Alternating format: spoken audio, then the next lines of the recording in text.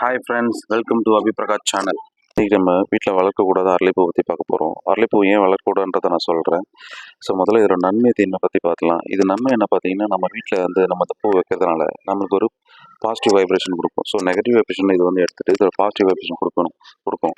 அதெல்லாம் பார்த்தீங்கன்னா இந்த வீட்டில் பார்த்தீங்கன்னா இது வலது புறத்தில் இந்த செடி இருக்கணும். ஸோ வலது புறத்தில் இருக்கிறதுனால நமக்கு ஒரு பாசிட்டிவ் வைப்ரேஷன் எப்பவுமே இருக்கும். அதோட பார்த்தீங்கன்னா இது காற்றை சுத்தப்படுத்தி தரதுனால ஸோ நமக்கு ரொம்ப ஹெல்ப்ஃபுல்லாக இருக்குது இந்த செடி.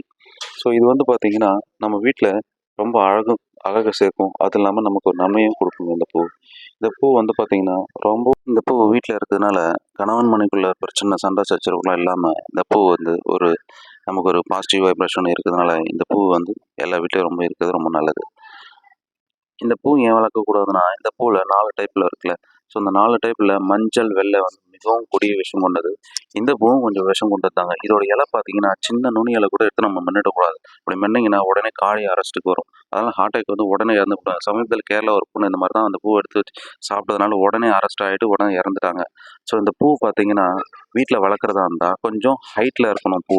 ஸோ கீழே எதுவும் குழந்தைங்க கைப்படாமல் பார்த்துக்கணும். அப்படி பார்த்து குழந்தைங்க கை வச்சு இதை சாப்பிட்டதுன்னா பார்த்தீங்கன்னா உடனே இறக்கக்கூடிய சூழ்நிலை உருவாகும். ஸோ இந்த பூ வச்சு விற்கிறதா இருந்தால் கொஞ்சம் தூரமாக தள்ளி அதுவும் வீட்டு பின்புறம் இருந்தால் இன்னும் நல்லாயிருக்கும். இந்த பூ இருக்கிறது மிகவும் நல்லது தான், ஆனால் கொஞ்சம் தள்ளி இருக்கிறது நல்லது. செடியை வளர்க்கலாம், ஆனால் கொஞ்சம் கேர்ஃபுல்லாக வளங்க. இந்த வீடியோ பிடிச்சுன்னா லைக் பண்ணுங்கள், ஷேர் பண்ணுங்கள், மறக்காமல் என் சேனலை சப்ஸ்கிரைப் பண்ணுங்கள். தேங்க்யூ.